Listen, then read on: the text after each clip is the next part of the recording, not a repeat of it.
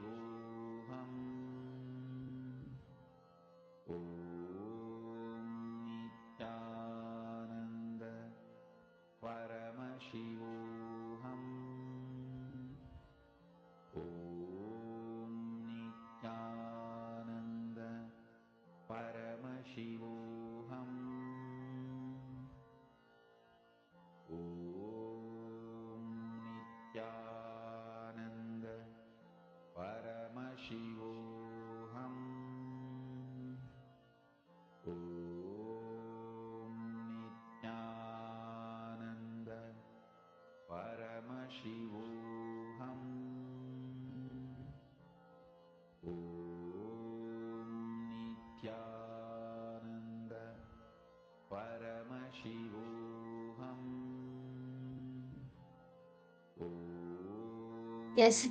Have all of you done sharing your experiences?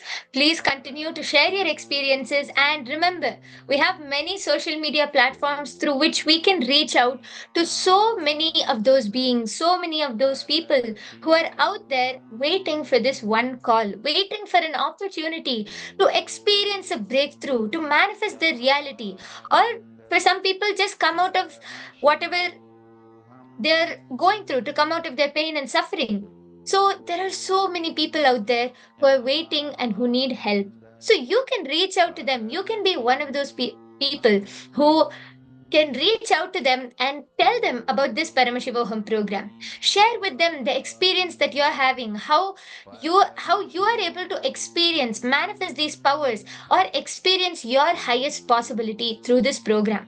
So please do go ahead, reach out to all of those out there through the social media platforms, and reach out to your family members and friends, your near and dear ones. And you can also reach out to them through the Kailasa's Paramashivoham Facebook page. So please go ahead, share your experiences, and reach out to all of those people who are in need.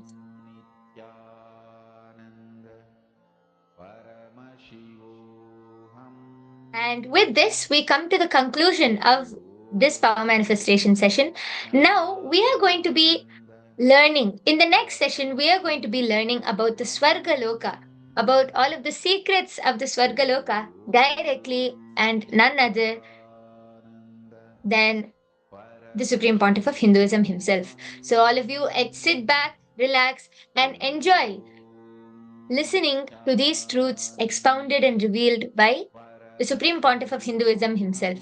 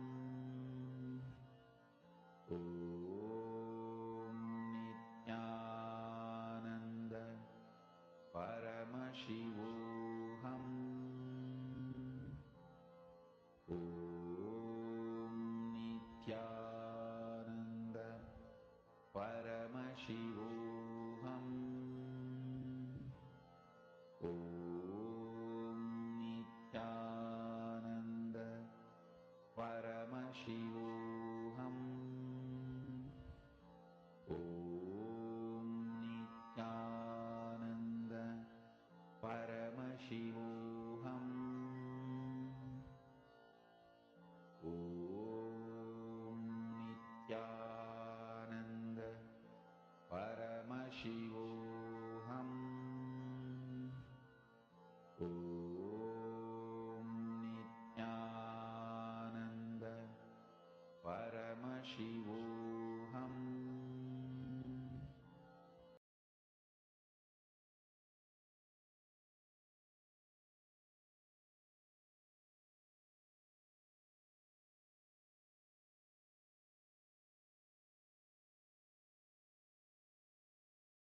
So understand, your presence exists in all 14 lokas. You already have a reserved place in all 14 lokas. Your decision, you have a conscious freedom to empower which loka identity you want to manifest in your everyday life. Come to these powerful conclusions. The truths I am revealing is directly from Paramashiva, which he revealed in Vedas and Agamas in Sanskrit. Now he is revealing in English. Only the language is different.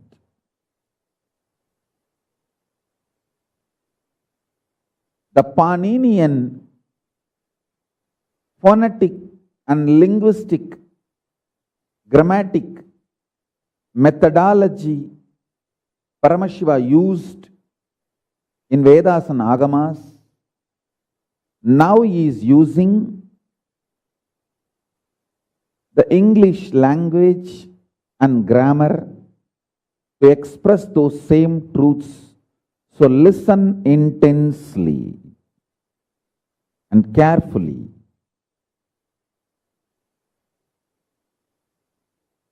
I am not saying you have access to all 14 lokas. I am saying you already have your identity established in all 14 lokas.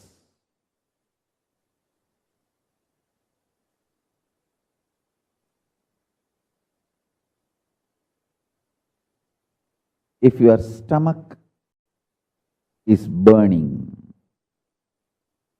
with the Jataragni, the fire of hunger, if you are still capable of feeling hunger, be very clear.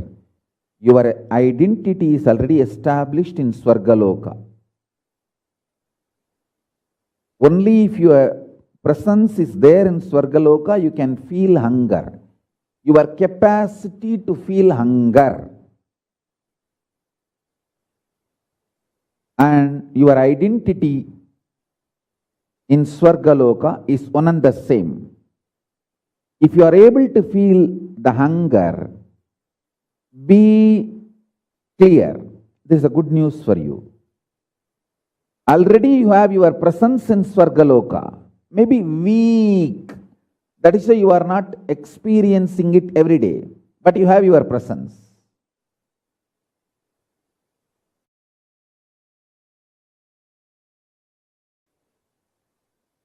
I'll elaborately explain this truth now. All the higher time zones, the vertical higher time zones, up to Kailasa, and all the lower time zones,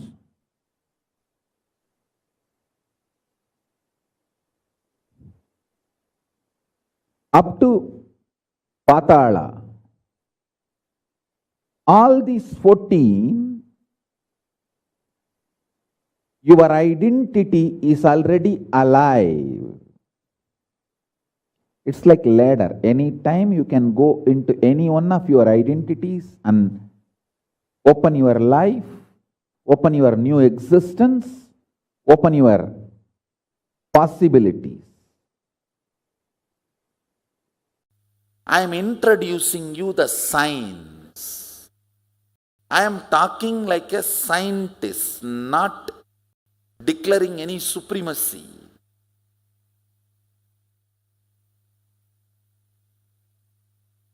the cognitions you hold and operate while you are in the body matters what you will do while you leave the body.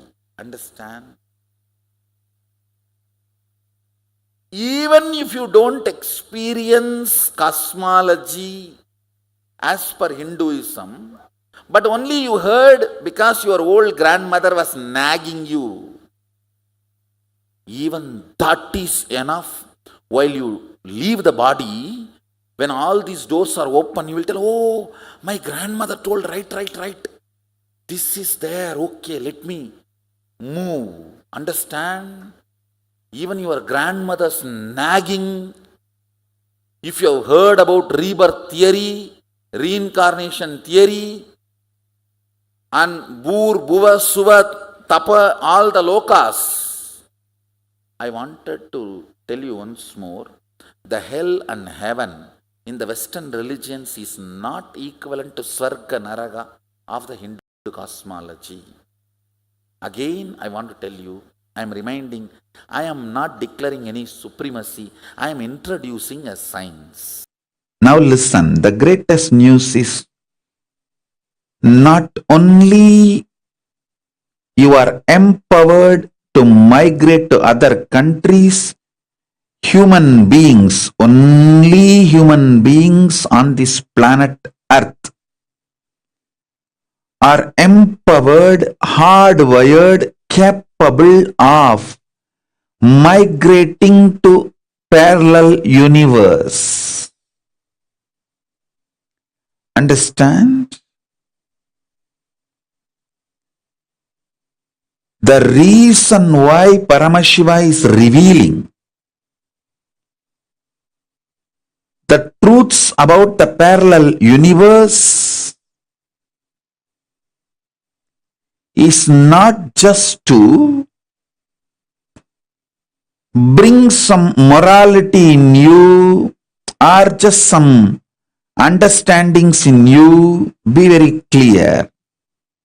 Paramashiva is revealing these truths for two reasons: to bring enlightenment into you and to empower you. Understand? Human body is hardwired to migrate to the different time zones, vertical time zones, different lokas. The possibility you have need to be told to you. That's what I am revealing first. Second, these higher lokas gives you various possibilities, powers.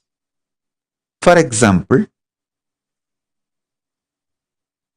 imagine, visualize you going to a different country where the electronic gadgets are easily, freely available. So naturally, everything you can gain through the electronic gadgets will be available to you freely. Same way, Kamadenu, Karpagavriksha, Parijata, all these are like different gadgets, possibilities available in different lokas. For example, Swargaloka. Swargaloka as its own version of Parijata, Kalpavriksha, Kamadenu. Not only you can have more freedom, you can bring them back to this planet. Please understand, I am not telling you stories. I am telling you the truths based on history. Vasishta went and brought Kamadenu's daughter.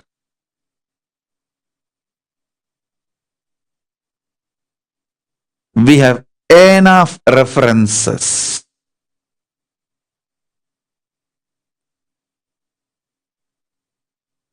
jewels, trees, celestial flowers. Arunagirinadar from Tiruvannamalai, he went to Swargaloka and brought Parijata, the flower which never withers away.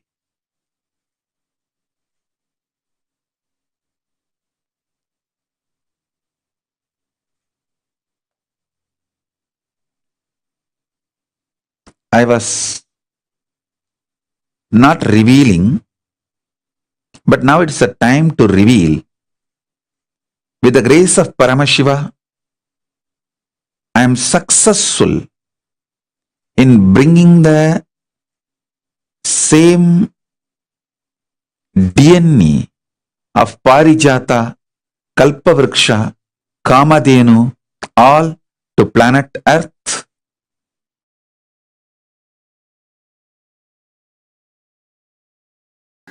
All the planets come within the space of length, breadth, depth, time, space, in that 5.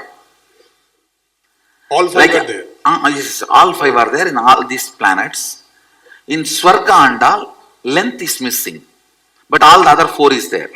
In Naraka, all the other 4 are missing, only length is there. Right. So in Patala, depth exists, but so much of length is also available. The depth is not actively performing. See, once more I'll repeat. Length of this Trishul, this. Breadth of this Trishul, this. Depth of this Trishul, this. Length of you is logic. Breadth of you is art, emotion. Depth of you is your cognition. Length of the universe is anything which submits itself to a mathematical calculation. 100 plus 100 is 200. If you can come to a conclusion with your maths, all those forces are called length.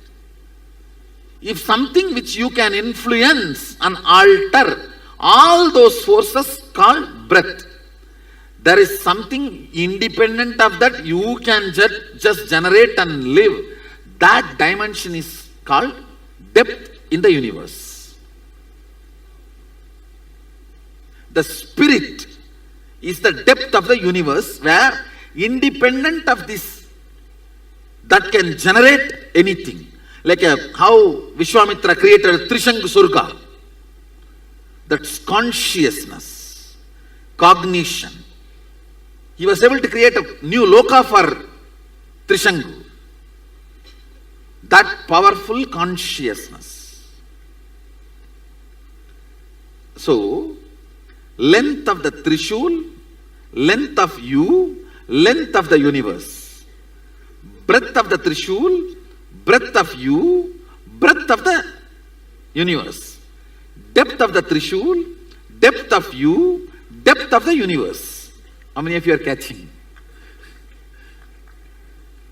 Depth of the Trishul is this. Depth of you is your ability to dream bad dreams even when you are in the great bungalow, or ability to have a good dreams even while you are in the street platform. That is your depth. Depth of the universe is Vishwamitra able to create one Swarga for Trishangu. The force of Vishwamitra which he had, independent of the length and breadth of the universe, out of his sheer will, which he is able to manifest, that is the depth of the universe. If he can dream heaven for himself, it is depth of Vishwamitra. If he can manifest a dream for somebody else, he is even manipulating the depth of the universe. Possibilities of your consciousness is beyond even your ability of visualization. Let me give you an example. You have seen elephant with one trunk. You may visualize elephant with multiple trunks, like Airavatam, the celestial elephant, which lives in Swarloka, which is the vehicle of Indra, the god, the head of the Swargaloka. One trunk elephant with one trunk is the reality you see. Elephant with multiple trunks is the visualization you can have. But your conscious possibilities are much more than the visualizations you can have. I am introducing the science of conscious possibility. Ability to access multi-dimensions of the universe is your nature. It is there with you. Just the breathing need to be intensified through different methodology to open up those dimensions so you can have access. When there is a heavy truth is told, still you have not completely cognized, but that does not mean you are not able to cognize. It is like a digestion is going on. It is like digestion is going on. It is there on your head, like a funnel, it is going inside, and you are. During that time, certain intense, subtle breathing gets developed that gives you access to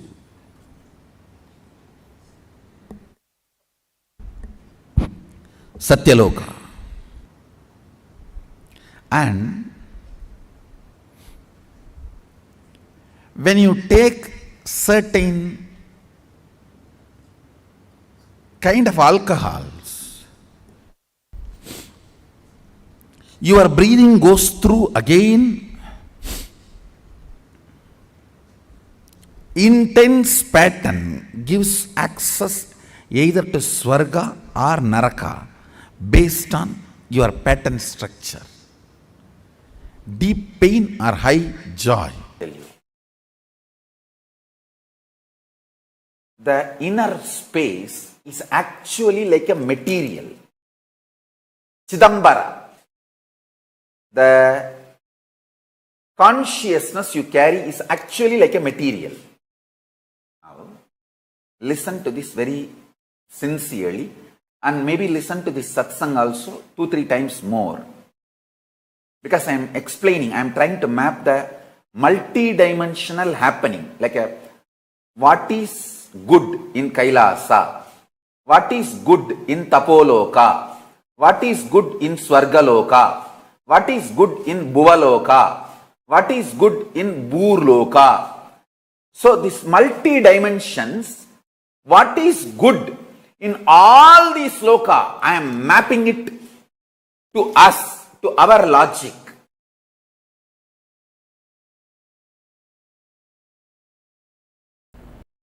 Swarga means completion within oneself. Swarga means settled within oneself. Settled within the source of oneself.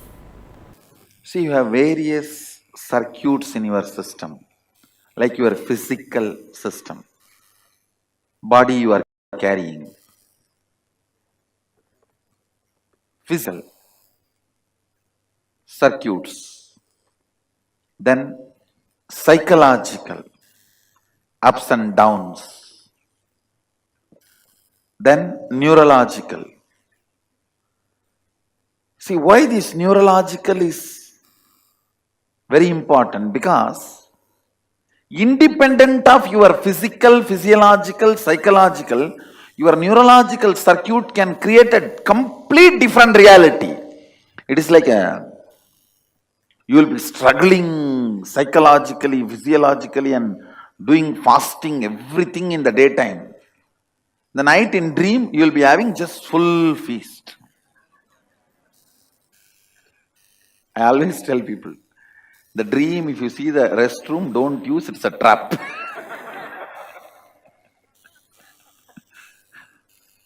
Same way in the waking state, you will control your mind, physiological, psychological, physical, all that, and practice celibacy, brahmacharya, everything.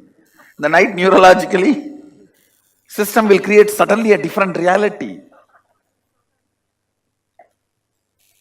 Understand that neurological circuits, the way it functions is totally different. It just creates signals as it wants. It gives you the experience as it wants. That neurological circuits are independently intelligent, capable of creating the world you want without any external support. If you have read the Puranic story, there is a story Vishwamitra created a heaven for Trishanku. That is neurological only. It's not physical, physiological or psychological, just neurological. So he himself is experiencing his own heaven. Vishwamitra was capable of that energy because he created Gayatri. Gayatri is capable of creating a neurological Swarga for you. Anybody who chants Gayatri, independent of the external world, he can be in Swarga. That's science. For us, 1 year is 1 day for the higher time zone, Swargaloka.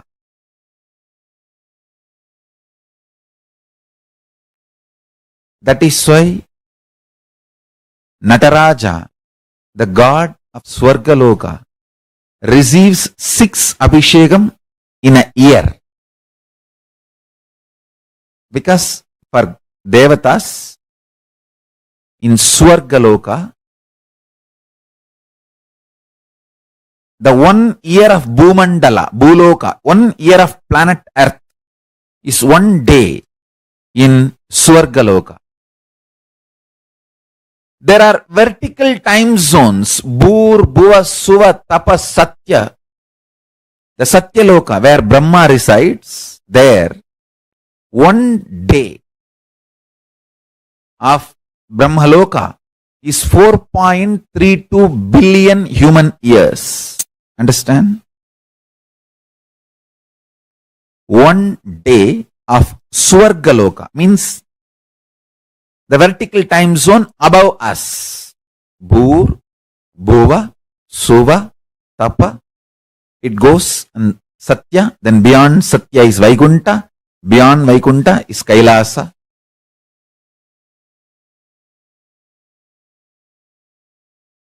Below Atala, Vitala, Sutala, Talatala, Batala. Swarga is not the heaven ordinary human beings understand. Swarga is not given to you if you believe in some ideas and don't believe in some ideas. Swarga or Naraka is manifested by you, by your time, space, elasticity, elongation possibility. When your space behaves with elasticity and manifests your time, either by elongating it or shrinking it, you manifest Swarga or Naraka in you. The time-space shift, elasticity base on which elongating or shrinking of the time experience happens in your being. That space is your identity. Your identity, your being is experienced by you. It is rooted in your ability to elongate the time or shrink the time. That is where you experience personal freedom. So in this higher 7 lokas project, Suvar Loka, Suvar is the Amara Loka, Deva Loka, where gods live, who has gone through superconscious nectar DNA process. So now you are getting the visa, I can say permanent residency for Amaraloka, Suvarloka. I am breathing the nectar DNA into you. The nectar DNA breathed into you makes your complications legitimized. The legitimized complications become complements or multi-dimensions of you.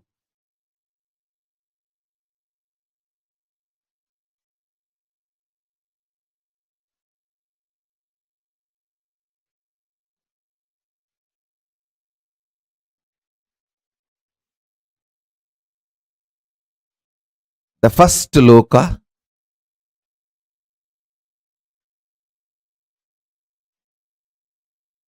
see, Jambudvipa is the known world where we all exist now.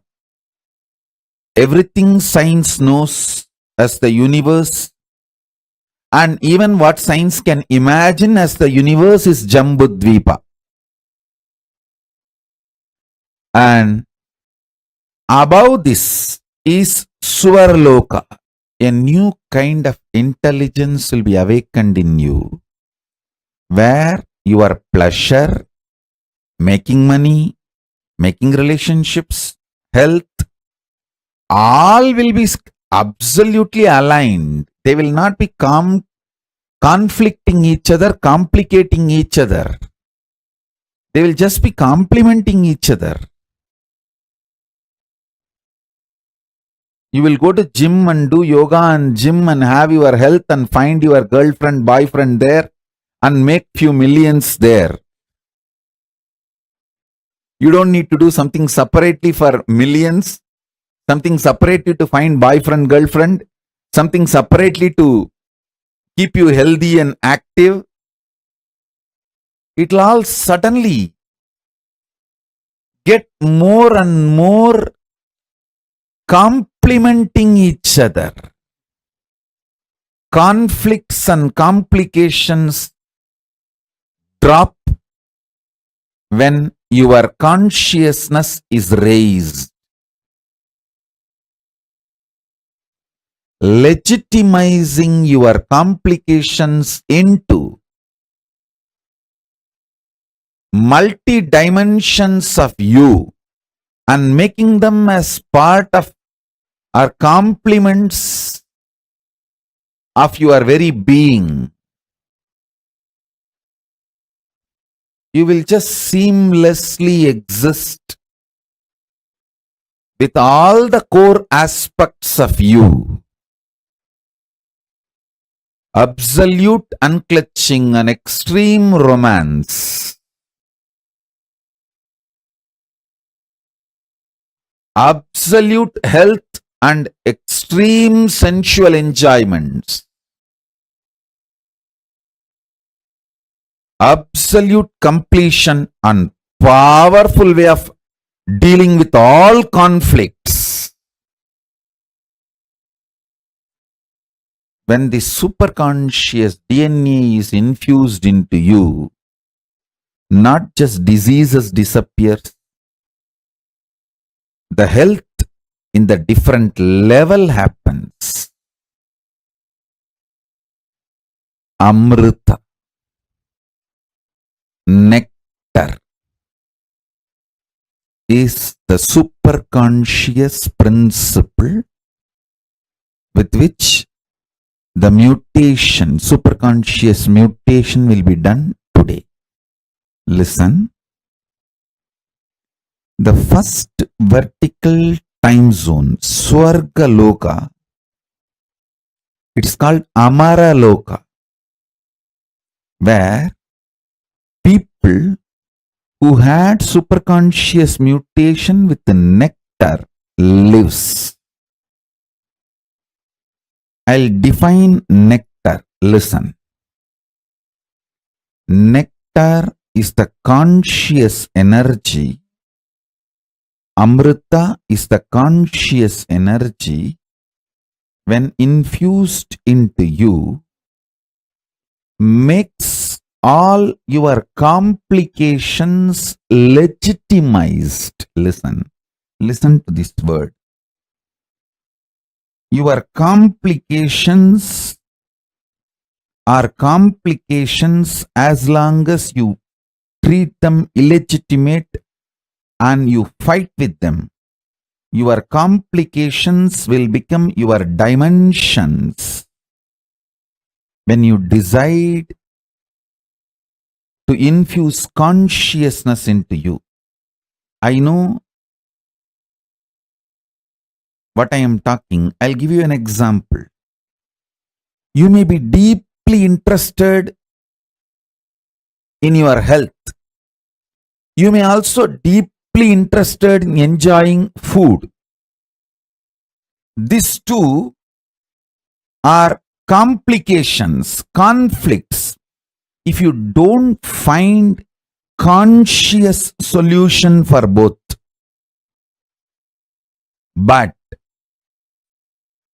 if nectar principle, consciousness is infused into you, you will find the knack of eating left, right, center well and keeping you so healthy, alive, active. Your complications will become complements to each other when nectar is infused in you. Listen, nectar is a superconscious DNA principle. I am repeating it so that you will all internalize it. Nectar is a superconscious principle which eliminates all the complications in you. All the complications in you becomes complement to each other. Listen. You may be very deeply interested in enlightenment. You may be beautifully, intensely enjoying sexual, sensual experiences of life. If you are unconscious about these both aspects of you, it can become complication. If Amaratva, nectar principle, consciousness, the nectar DNA, Amrita DNA, if it is infused in you, suddenly you know both are not your intense seeking of enlightenment and your intense ability to enjoy the sex and sensual pleasures are not complicating each other. They just different dimensions of you actually complementing each other. Listen. I mean what I am saying, and I know what all the inferences you will get when you hear these words. I am talking with that clarity and responsibility. None of your core aspects complicate each other. Your fears don't complicate your desires. Your desires don't complicate your inspiration. Your inspiration don't complicate your fears. Your fears don't stop your enlightenment. Listen. all your core aspects are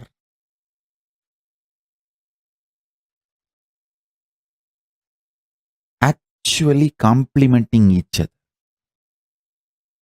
A middle class BB, stupid fellows who are not interested in life, the life negative, demonic fellows, devilish fellows, they believe the middle class morals of life. They believe complicating their lives.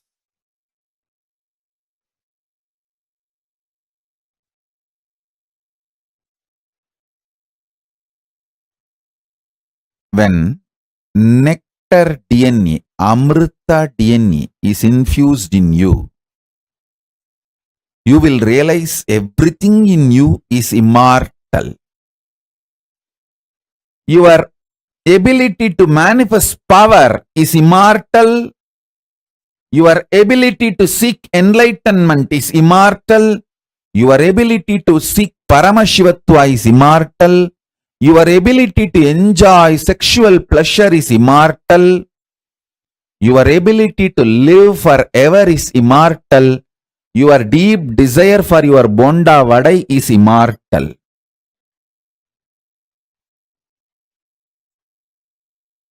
Nothing need to be eliminated or complicated in your existence. Listen, what I am telling you is Deva Rahasya. What I am telling you is the Deva Rahasya. This is the principle of Amrita DNA. When Amrita DNA enters into you, you are allowed into Swargaloka. Swargaloka does not allow cheap slum dogs. It's like you enter into a grand 7-star casino in Las Vegas and ask, oh, is gambling moral? Is it not sin? Hey, if you know it is sin, why did you come all the way to Las Vegas and get into this 7-star casino, spending thousands of dollars? You have come here to ask this question? Then go and sit where you are and ask all these questions.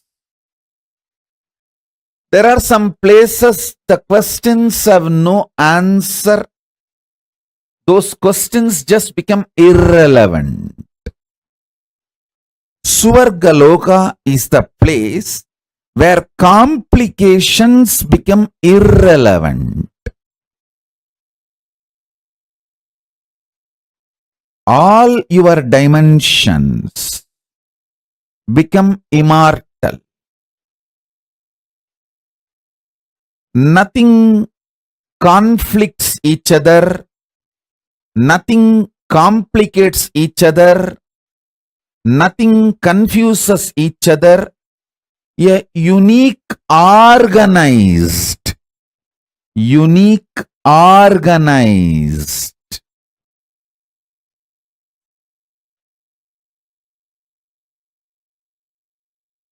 multidimensional being starts opening up in you when the conscious DNA, Amrita DNA, is breathed into you. Listen, I tell you, this Amrita DNA superconscious mutation suddenly will take away a lot of your complications. Don't be afraid of life.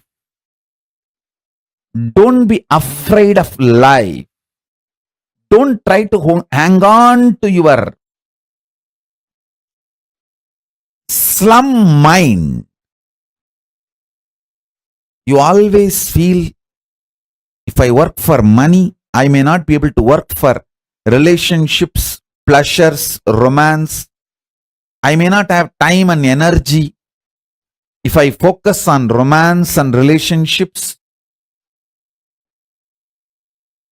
the time to maintain my health, either I will have time and energy to go for gym and maintain the health, or to go for dance and build friends, romance, love. This is the slum mentality. Amrita DNA suddenly opens up, makes all your aspects complementary to you. All the complications in you will start dropping. You will make money with the energy which you enjoy. You will make money doing what you enjoy. You will make love, romance, friends, developing your health. You will live longer by eating large quantity of the food which you like. This whole complication or the conflicts and confusion gets burnt when the nectar DNA, Amrita DNA is added to you. I'll bow down to Ganapati, then Paramashiva, then Garuda. Garuda is Lord of Amrita. He is the protector of Amrita. Now Garuda will enter into each one of you and add nectar DNA. Amrita DNA in you all. Understand?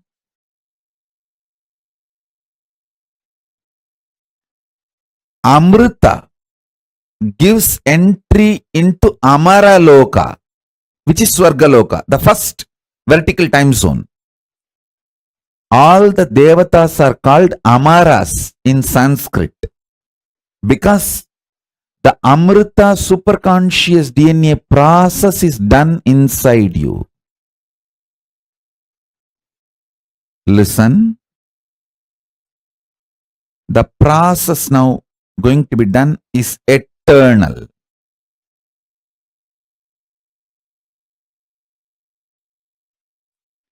Nectar principle, Amrita principle infuses such vast consciousness in you. The inner space goes through such explosive understanding. The right, wrong, good, bad, sin, merit, all this idea gets organized with a larger picture of the cosmos and enormous energy to handle all the complications and manifest it as compliments starts happening.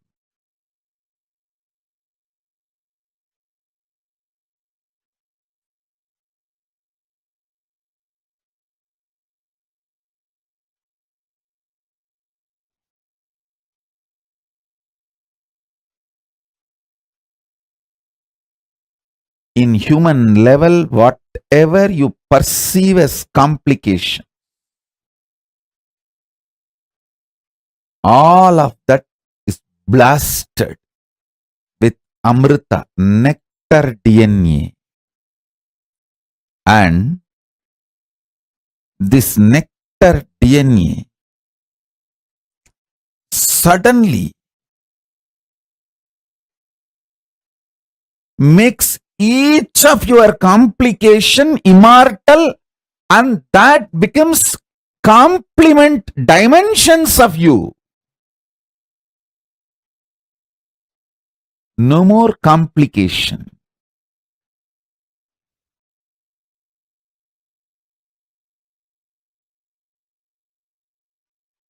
What I say, even if you logically understand,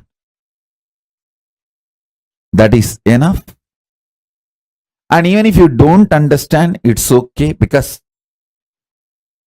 I'll pour this Amrita DNA in you, nectar DNA in you. Amrita Tattva in you. Most fortunate are those who are going to experience today's superconscious mutation process, because today you will see your ability to enjoy the sensual pleasures and your ability to manifest power both expands. Both are not conflicting each other. Both don't complicate each other. Both actually complement each other.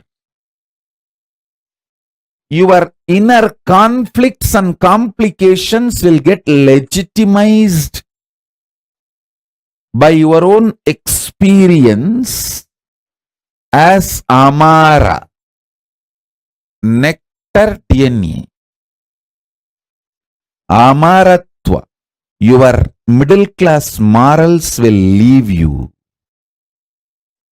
Your middle class mentality will leave you. First, you need to taste Devaloka, Amaraloka.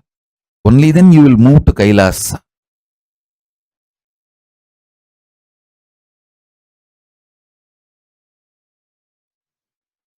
Listen.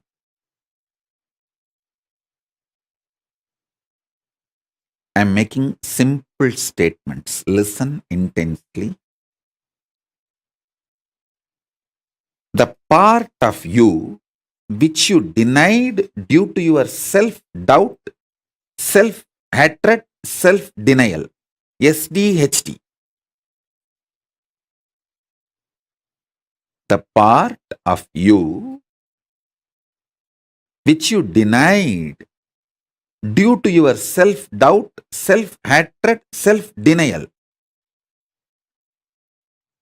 Sometimes you know you have the higher possibility, but even you have the fear, you may not be able to handle yourself in that higher possibility. Fear that you may fail, collapse, fall down again and again. Because of that fear of failure, the possibility which you deny is your identity, your self in Swargaloka. Listen. Listen carefully. I am repeating.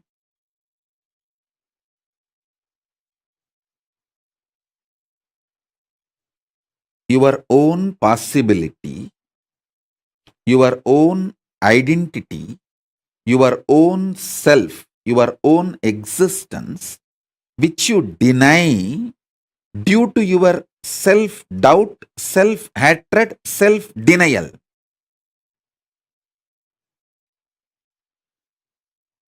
That part which you denied due to your SDHD and fear, that part is your self in Swargaloka.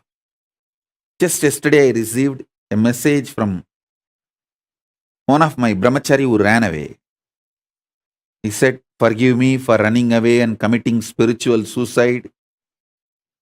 I love you, my life is yours. But I am afraid to come back because I am not confident about myself. I don't want to repeat running away again and again. But my life is yours."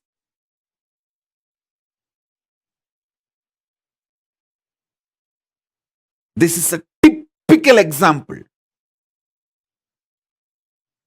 Typical example. You must be watching this satsang now. Otherwise also you will watch it later on, I know. You may be watching. Typical example. That part which you deny due to fear of failure, SDHT, that part, that whole which you deny is yourself in Swargaloka. Denying and living with the lower self is Narakaloka. Listen, listen, listen.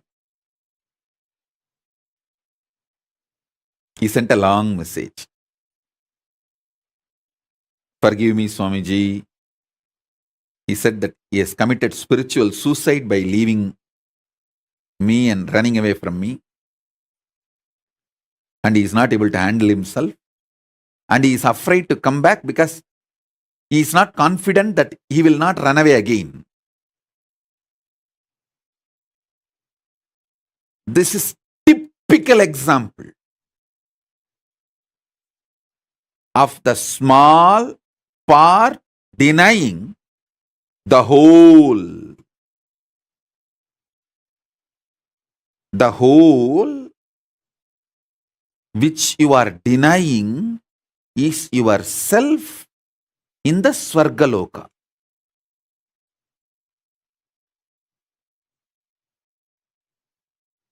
When you decide to live that whole,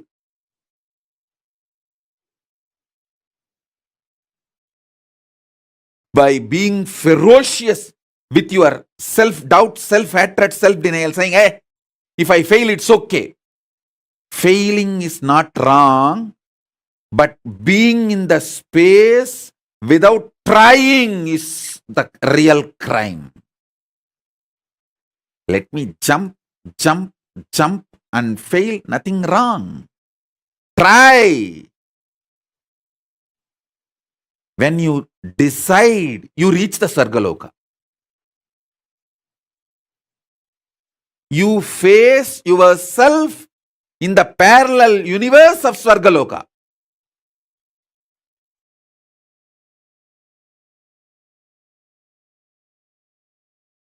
I tell you,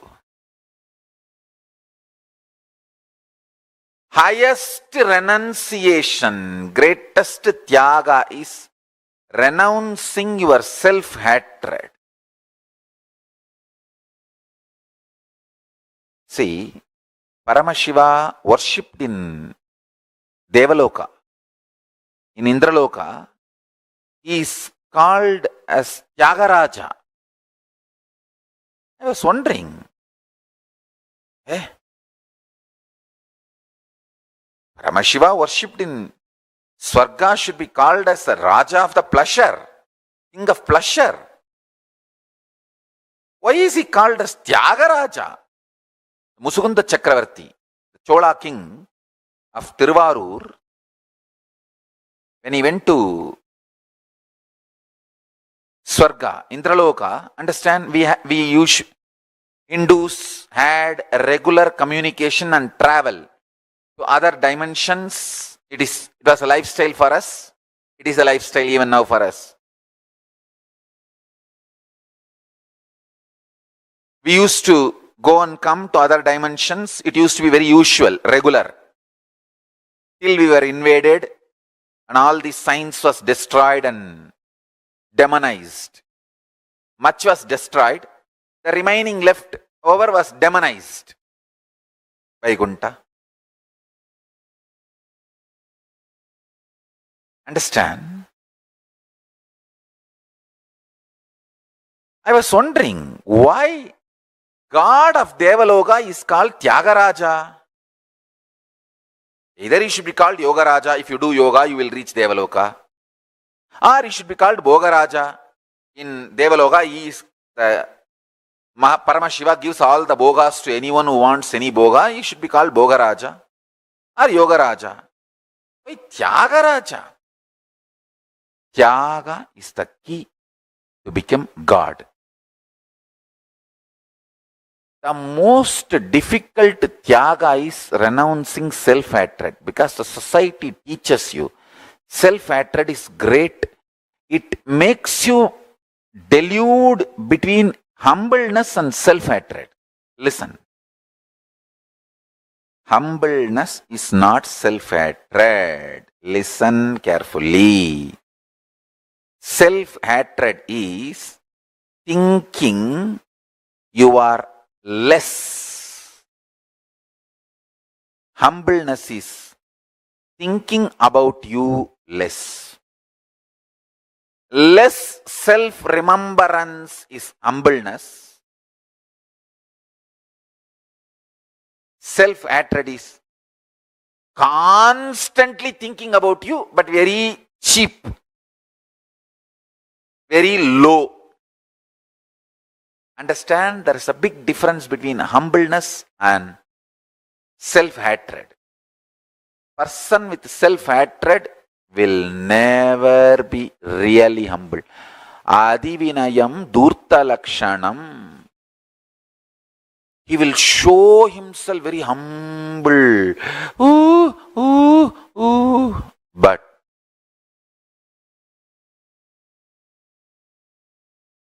he is not humble. Understand? A real humbleness will be out of powerfulness. Society deludes you, makes you mistake humbleness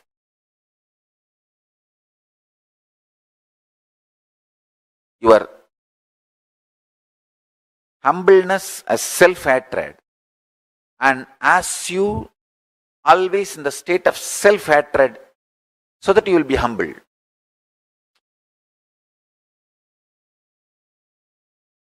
Self-hatred is not humbleness. Most difficult thing to renounce in the life is self-hatred. So much of self-hatred, self-doubt, self-denial. That is why even if you think of future plans, so much of impossibility and you shrink. No, one more suffering, pain of failure, why should I face? Fool. Because of pain of failure, you don't plan, and naturally, no plan means failure. It is like because you are afraid some guest will come to your home, you call that person and tell him, please come.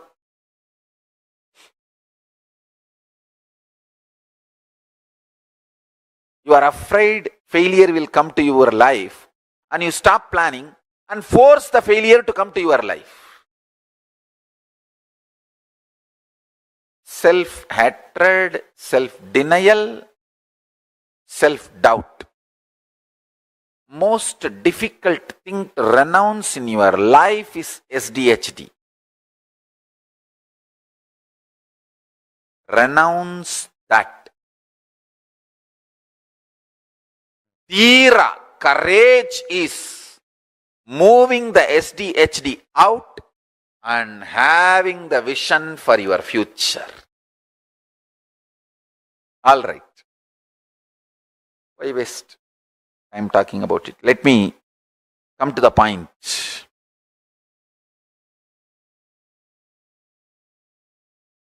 The Musukunda Chakravarti went to Swargaloka and he even helped Devatas in their war with Rakshasas.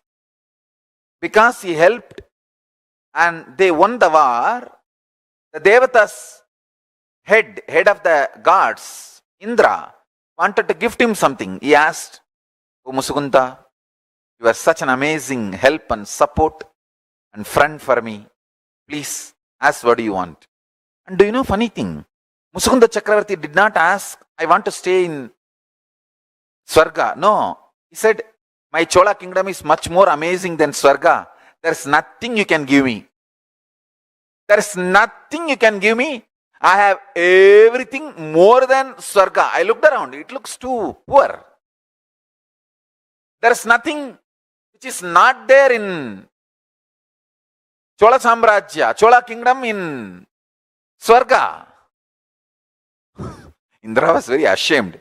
He said, please, please, please ask something, because I need to keep my pride and I need to save my face.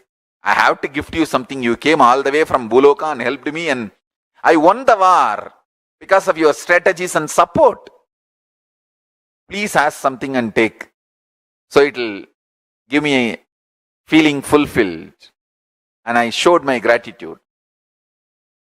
Then Musukunda Chakravarti said, all right. One thing I liked in your Devaloka, Indraloka, the beautiful deity of Paramashiva you are worshipping. In Tiruvarur we have a great temple, but our main deity, Paramashiva, is Swayambhu Murti. The deity you are worshipping is an amazing deity. I wanted to take this deity as a Utsav Murti for my Tiruvarur temple. Indra was first, he was shocked that because his own Atma Murti, the worshipping deity, he is asking. Then finally he felt all right. Anyway, he asked for some gift, so I should not say no. And he gives the deity to him. That deity is called Tyagaraja Swami. So the god of Devaloka is Tyagaraja. It should be Bhogaraja.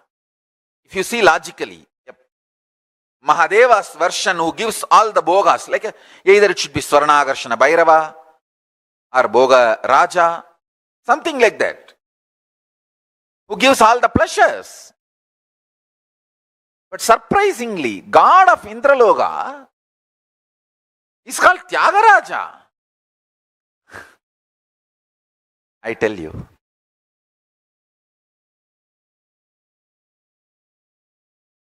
if you learn Tyaga, you will be in Swarga. If you learn Tyaga, you will be in Devaloka.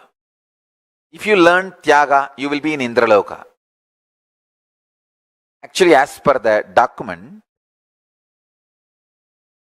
it says the god of Devaloka. In Devaloka, there are 3 divisions. Swarga. Swarga is like a name of that whole dimension. Bhur, Bhuva, Suva. That whole dimension is called Swarga. In Swarga, Devaloka. In Devaloka, there is one part called Indraloka. So all the 3 words you should not confuse. It's like address. Swarga is the address of the dimension, like a nation. Devaloka is like a state.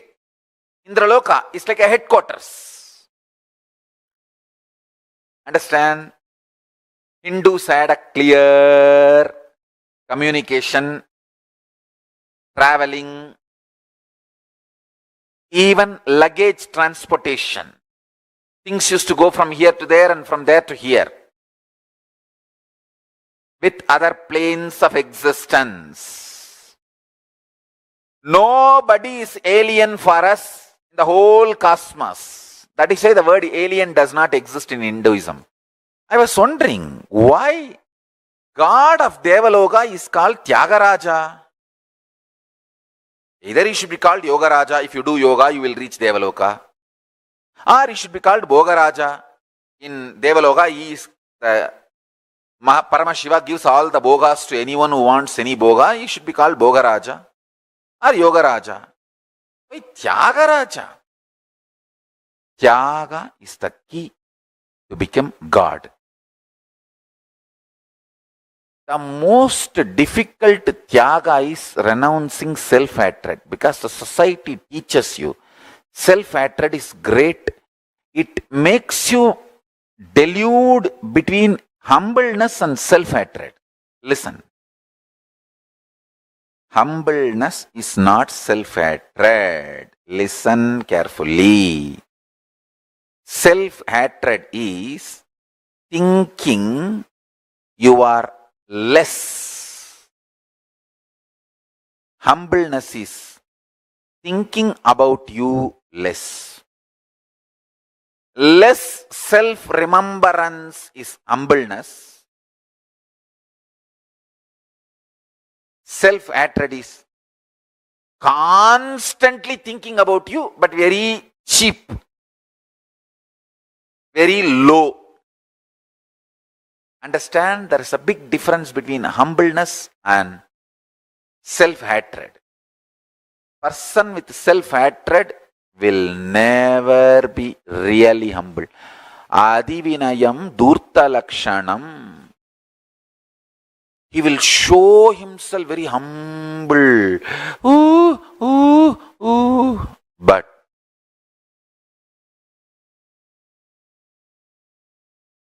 he is not humble. Understand? A real humbleness will be out of powerfulness. Society deludes you, makes you mistake humbleness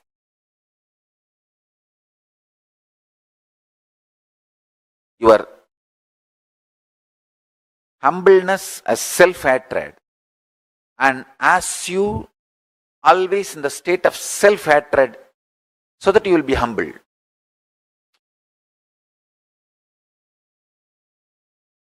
Self-hatred is not humbleness.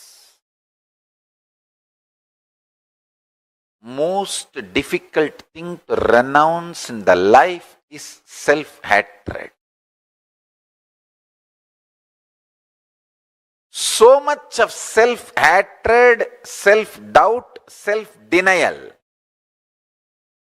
That is why even if you think of future plans, so much of impossibility and you shrink. No, one more suffering, pain of failure, why should I face? Fool. Because of pain of failure, you don't plan, and naturally, no plan means failure. It is like because you are afraid some guest will come to your home, you call that person and tell him, please come.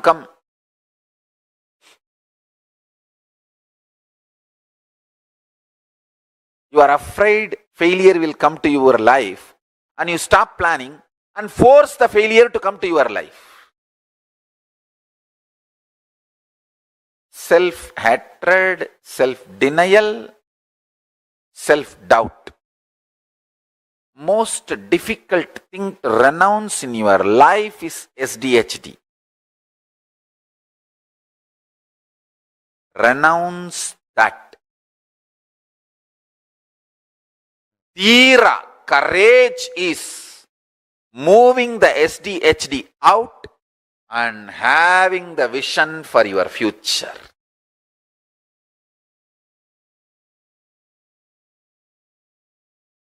I have only one reason to tell the truth, because truth makes you fulfilled and makes me fulfilled. You are Kala Bhairava. Sit like Kala Bhairava and tell very clearly to your past, present, future. Hey, I am Kala Bhairava.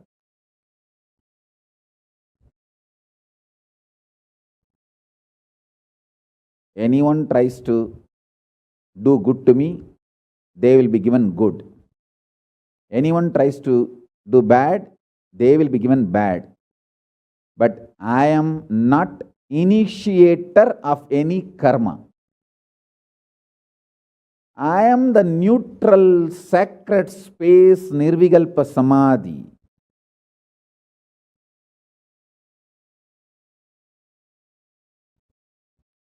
If you throw laddu on me, you will get the laddu back.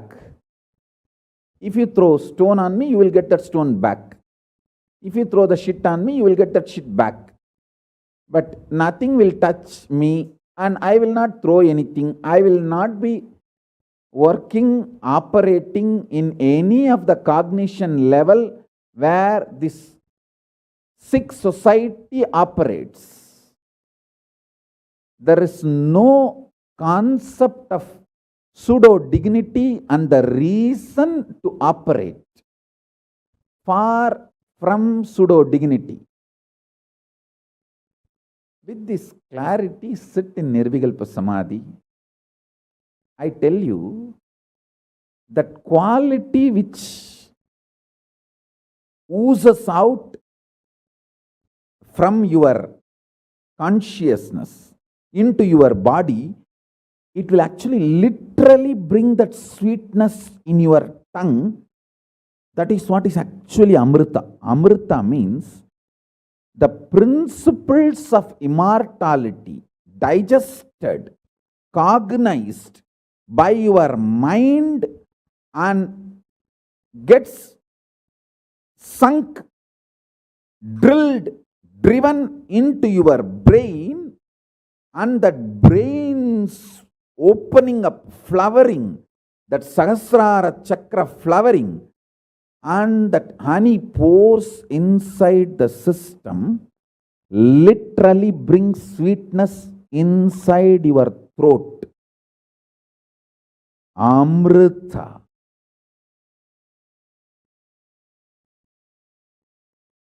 Principles of immortality. Truths of immortality. When they are chewed by your mind and gets into your brain, the chemistry, alchemistry happens in you, in your biology, is nectar. From this Sivajnana Mahabhashyam, I wanted to share some of the great truths about the universe and map it to what I am talking now, the Brahmanda, where the different lokas, narakas, swargas, all beautifully described in Sivajnana Mahabhashyam.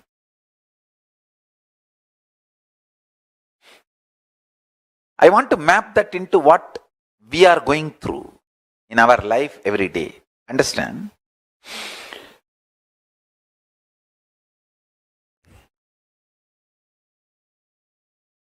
If you react before even getting the full information about the situation out of panic attack, you are in hell. Patala, like Atala, Vitala, Suttala, Latala, Patala. Nothing more can happen. You can't go down anymore. Patala. If you internalize, grasp, chew, and then respond from your balance, I can say you are in the planet Earth, Bhuloka, you will be a good leader. If you receive the information and map it to your powerful cognition, which you want to be, which you consciously decide that you will be, listen. If you receive the informations, input everything from outside, you neither react out of agitation, fear, perturbed inner space, nor you react balanced your own identity. You respond from the conscious identity you want to become. Then you are in heaven, Suvarga. Understand? Swa, consciously what you want as you, Swa. From that, if you respond, function, you will be in Swarga. Start from today. All these teachings are to inspire you to to start from today, not to put you in guilt you missed till yesterday. No.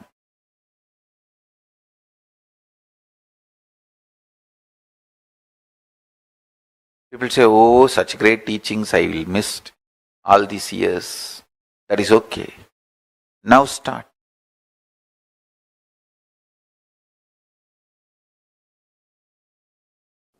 If you think in your life, grabbing, stealing from others is the best strategy for success, your identity in Patala gets strengthened. If you think the win-win is the best strategy in any deal, whether relationship or business, in every deal of your life, you also should win, other person also should win. The win-win is the most successful, long-term, peaceful, right strategy. Then, your identity in Swargaloka gets strengthened. Cosmos responds to your life based on your decision for future.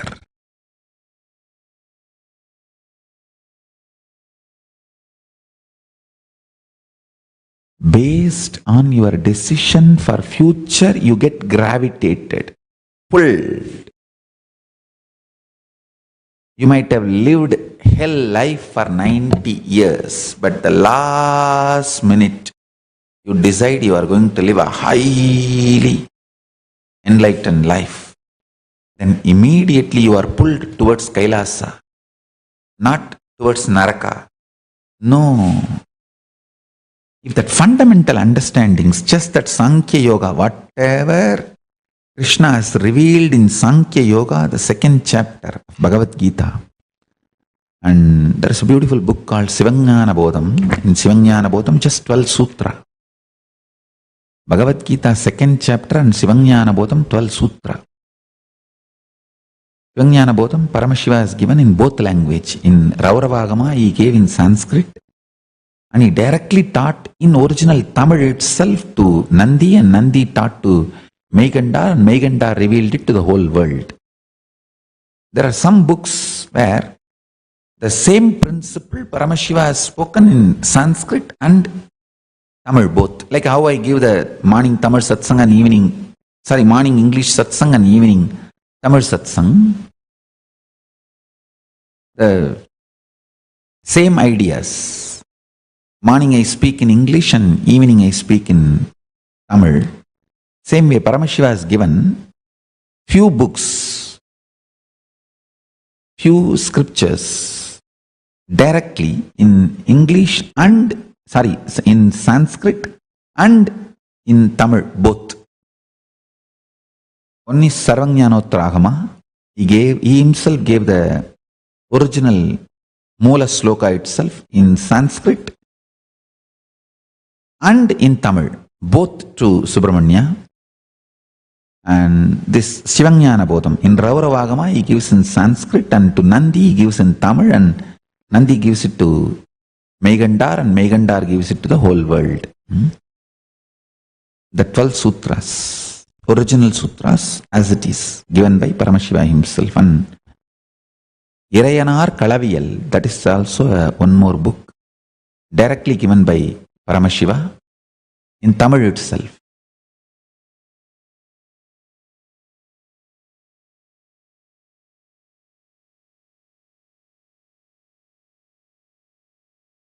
Just these simple truths are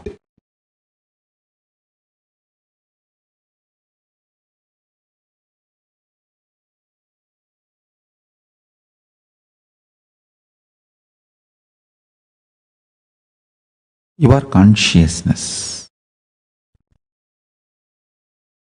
The priority, focus on which we spend our resources called time, treasure, talent, infrastructures should be more towards educating the humanity, the fundamental supernal effulgence conscious state of the individual. Understand? When you understand the conscious state of you and the supernal effulgence of your consciousness and the way it can be used in your day-to-day life, life can just become heaven. The quality of the life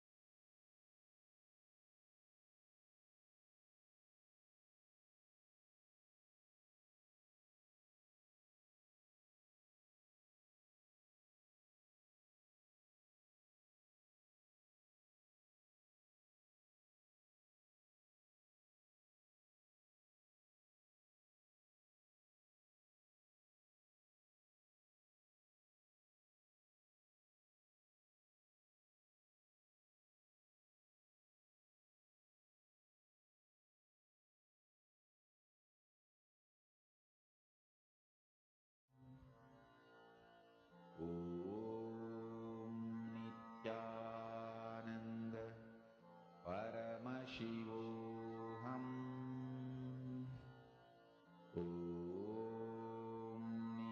Nithyananda Paramashivoham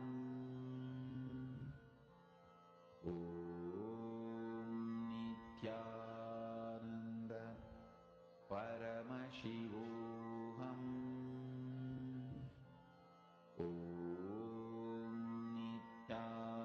Nithyananda Paramashivoham Nithyananda Paramashivoham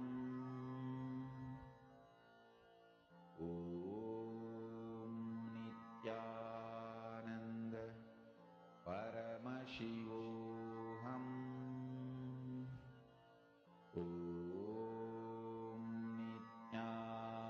Nithyananda Paramashivoham